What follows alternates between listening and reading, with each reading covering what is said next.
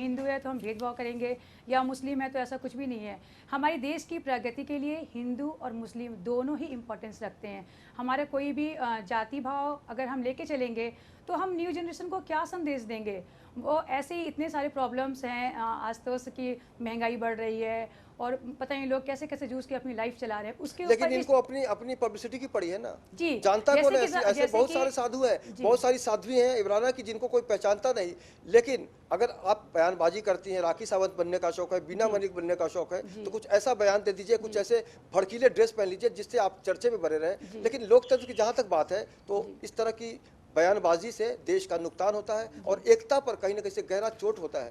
इसलिए मोदी सरकार को अब आने वाले दिनों में सोचना होगा कि जो उनके मंत्रिमंडल के जो भी लोग हैं वो किस तरह से बयानबाजी करते हैं, या तो उनके ऊपर रोक लगानी होगी या फिर उनको ये सीमा बतानी होगी कि आप इससे ज्यादा नहीं बोल सकते। और जाहिर सी बात है आशुतोष जी यहाँ रोकना चाहेंगे आपको क्योंकि हमारे साथ जुड़ गए फोन लाइन के जरिए ओम जी महाराज। ओम जी बहुत बहुत स्वागत है आपका इस प्रोग्राम में। हम बात करें कि साध्वी जिस तरह की एक प्रतिमा होती है संत साधु संत की, उसे मलिन करने का काम आजकल जोरों पर है और ऐसा ही एक बयान आया है साध्वी जो है उनकी ओर से कि गाली का जो प्रयोग उनके भाषा में है। तो किस तरीके से आप इनको देखते हैं कि क्या साध्वी प्रतिमा या साधु संत की जो बाकी लोग जो बड़ी ईमानदारी से इस काम को अंजाम देते हैं, क्या उनकी प्रतिभा भी इनके साथ मलिन हो रही, लोगों का विश्वास उठते जा रहा है? देखिए ये गाली नहीं है साध्वी जी का, ये तो आशीर्वाद है। ये सिर्फ भाषा का उपयोग है। वो जो हिंदुस्तान के विरोधी हैं उनको हम हरामजादा ही कहेंगे और जो हिंदुस्तान के पक्षधर हैं उनको हम हरामजादा कहेंगे। और ये बात हमको मान करके चलना पड़ेगा। जो हिंदुस्तान में रह करके हिंदुस्तान को गाली देंगे उनको हम भारत में नहीं रहने देंगे। हम साध्वी जी की बात समर्थन करते हैं। ये कोई गाली नहीं, ये तो शब्द का सदुपयोग दुरुपयोग आप कह सकते हैं, लेकिन उनके भाव को समझने का आप प्रयास कीजिए। उनका भाव ये है कि जो ओम जी आप कहना चाह रहे हैं कि उन्होंने गाली दी वो सही किया, आप बोल रहे हैं ये गाली नहीं है तो आशीर्वाद है। ये साध्वी जी का आशीर्वाद है। जो हिंदुस्तानवादी होंगे उनको हम रामजादा कहेंगे, जो हिंदुस्तान विरोधी होंगे आपको किसने अधिकार दिया? मतलब आप भी धर्म को बांटने में आप साथ दे रहे हैं। आपके जो बयान है वो भी धर्म को बांटने वाला ही है जैसे। नहीं इसमें देखिए धर्म से ये तो बंटवारा पहले ही हो गया था। जब जिन्ना ने पाकिस्तान मांगा इस्लाम के नाम पे और नेहरू ने और गांधी ने और पटेल ने हिंदुस्तान मांगा हिंदुओं के नाम पे, तो धर्माधारित बंटवारा तो ऑलरेडी है। ये कॉन्स्टिट्यूशन में है, ये संविधान में है।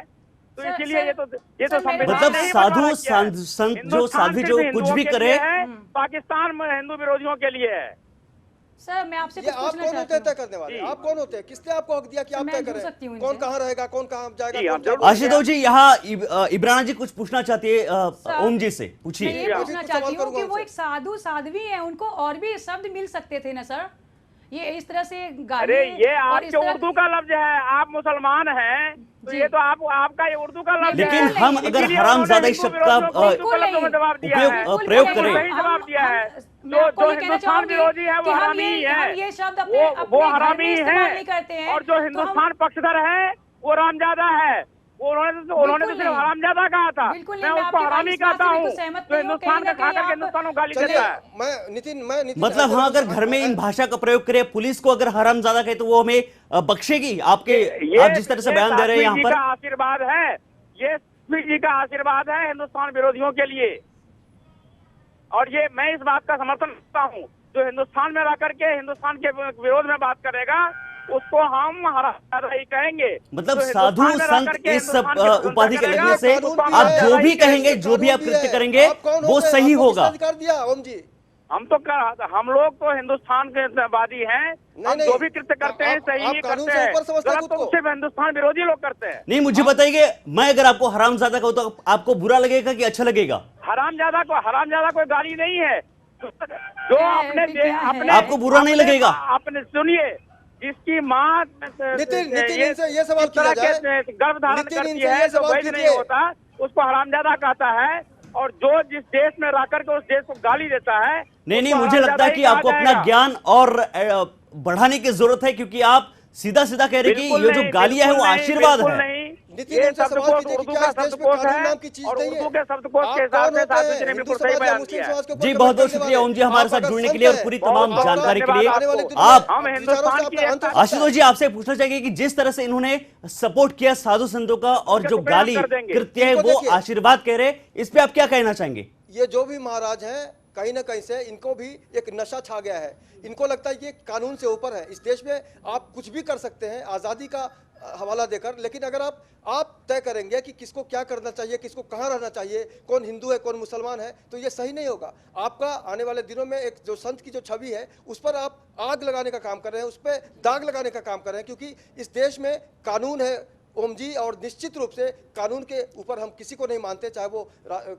किसी भी पद पर हो। सबसे बड़ा कानून है हमारे देश का, और जिस तरह की भाषा आप यूज कर रहे हैं, जिस तरह के शब्द यूज कर रहे हैं, आपके जैसे लोगों से ये उम्मीद नहीं की जा सकती। ये बड़ा ही दुर्भाग्यपूर्ण है और दुख के साथ कहना पड़ता है कि आप जैसे लोगों ने ही एक माहौल बनाया है देश में गंदगी का, और आप जैसे लोगों को समाज में किसी भी गतिविधि में शामिल होने का कोई हक नहीं हो सकता है। हम बड़ी ही जिम्मेदारी से मीडिया का काम करते हैं, और मीडिया में होने के नाते आपको एहसास दिलाना चाहिए। आशुतोष जी, जैसे कि हम पुलिस यंत्रणा है बाकी आतंकवाद को रोकती है, लेकिन ये अंदरून जो आतंकवाद है, जैसे इन्होंने कहा कि हरामजादा गाली नहीं आशीर्वाद है, ये तो बहुत बढ़िया और बहुत बड़े पैमाने पर खतरनाक आतंकवाद देश में पनप रहा है। क्या किस तरह से इसे रोका जा सकता है, बताइए आप।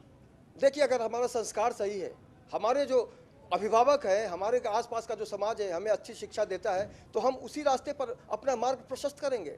इसी देश में जयशंकर प्रसाद ने लिखा था कि हिमाद्री तुंग श्रृंग से प्रबुद्ध शुद्ध भारती, स्वयं प्रभा समुज्ज्वला स्वतंत्रता पुकारती, अमर्त्य वीर पुत्र हो दृढ़ प्रतिज्ञ सोच लो, प्रशस्त पुण्य पंथ है बढ़े चलो। तो ये जो लोग होते हैं ये प्रशस्त पुण्य को, पंथ जो है हमारा जो रास्ता है उसको गंदा करने की कोशिश कर रहे हैं, और इनका संस्कार सही होता तो आज ये संत की भाषा में बात करते। लेकिन जिस तरह से उन्होंने शब्द का यूज़ किया जो खास मुसलमान समाज के प्रति उनका जो नज़रिया है वो बदलने की ज़रूरत है।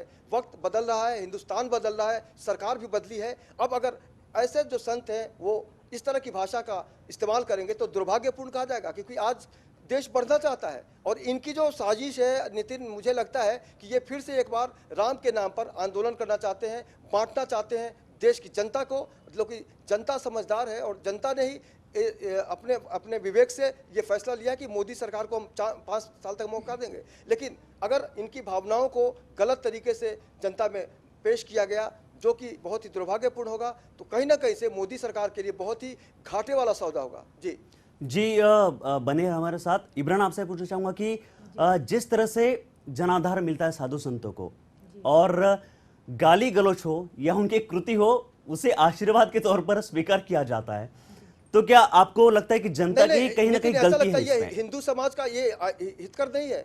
इस तरह का संत अगर हिंदू समाज के बारे में कहता है कि ये आशीर्वाद है और ये फिर गाली है, तो ये तय करने वाले होते आप कौन है? क्या सुप्रीम कोर्ट से आप अपने आप को ऊपर समझते हैं? क्या आपको नहीं लगता कि यहाँ पर कानून व्यवस्था बिगड़ सकती है आपकी भाषा की वजह से? तो आपको समय रहते सचेत होना होगा। निश्चित रूप से अगर आने वाले दिनों में किसी ने आहत होकर आपके ऊपर मुकदमा कर दिया तो आपको जेल की हवा भी खानी पड़ सकती है। ओम जी, ये याद रखिएगा। जी बिल्कुल। इब्राना, आप बताइए कि जनाधार ही इनकी सबसे बड़ी ताकत है। इन जो धोखाधड़ी के या इस तरह के बयान देने वाले जो साधु संत है उनकी ताकत जनाधार ही है, क्या कहेंगी आप? मैं आपको ये बताना चाहूँगी कि इनकी मतलब इनको ये कहीं ना कहीं से गलत फहमी है कि इस तरह के बयान दे करके ये अपनी आवाम में, जनता में अपनी इमेज या अपनी पार्टी को मजबूत बनाएंगे, या भारत देश, अभी जैसे कि इन्होंने कहा कि भारत देश मतलब हमारा है, और ये जो मतलब जो लैंग्वेज यूज़ किया गया है, गाली जो शब्द है वो सही यूज़ किया गया है। मैं इस बात से बिल्कुल भी एग्री नहीं हूँ। मैं ये कहना चाहूँगी कि गाली तो गाली होती है। आप इनको गलत बोलकर गलत को सही आप कभी भी प्रूफ कितना भी चिल्ला लो, सच सच होता है, झूठ झूठ होता है। तो आप सभी जान रहे हैं कि इन्होंने अपशब्द का प्रयोग किया है जो कि माफ़ी के लायक नहीं है। भारत में एक बहुत गलत संदेश जाएगा, और इस तरह के बयान से ना कि एकजुट मतलब एकता बढ़ेगी नहीं, एक कहीं ना कहीं कुछ ना कुछ ऐसा उभर के आएगा जो इनको मतलब अभी समझ में नहीं आ रहा है। इनकी छवि धूमिल हो चुकी है, कहीं ना कहीं इन्होंने गलत संदेश दे दिया है। मैं आपको ये कहना चाहूँगी। जी बोलिए आशुतोष जी। नितिन, इसी मोदी सरकार के एक मंत्री ने पिछले दिनों कहा था, उस समय सरकार नहीं बनी थी मोदी जी की, उन्होंने कहा था कि जो हिंदुस्तान को नहीं चाहते उनको पाकिस्तान चले जाना चाहिए। तो ये उसी को बाद में मोदी जी ने मंत्री बनाया।